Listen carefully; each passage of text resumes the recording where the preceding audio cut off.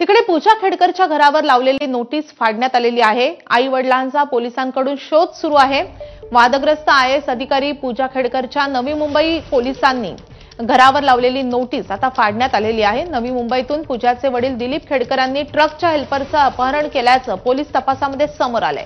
तर पोलिसांवर अरेरावी करणाऱ्या आणि कुत्री अंगावर सोडणाऱ्या मनोरमा खेडकरवरही गुन्हा दाखल झालाय। पण पूजाचे आई वडील अपहरणासाठी वापरलेल्या गाडीसहच पसार झालेत। पोलीस त्यांचा शोध घेत आहेत आणि या सगळ्या परिस्थितीचा आढावा घेतलेला आहे आमचे प्रतिनिधी नजीब मुल्ला यांनी। दिलीप खेडकर आणि आई मनोरमा खेडकरांचा शोध आता पोलिसांकडून घेतला जातोय। नवी मुंबईमध्ये ट्रकचा आणि त्यांच्या गाडीचा अपघात झाला आणि ट्रकच्या हेल्परचं अपहरण झालं होतं आणि हे अपहरण स्वतः दिलीप खेडकरांनी केल्याचं आता पोलीस तपासामध्ये समोर आलेलं आहे। तर मनोरमा खेडकर यांनी ज्यावेळेला या ट्रक हेल्परची सुटका करण्यासाठी नवी मुंबई पोलीस इथं आले होते त्यावेळेला मनोरमा खेडकरांनी अरेरावी केली आणि म्हणूनच नवी मुंबई पोलिसांनी या ठिकाणी नोटीस लावलेली होती। मात्र खेडकर कुटुंबियांनी ही नोटीस सुद्धा या ठिकाणी फाडून टाकलेली आहे।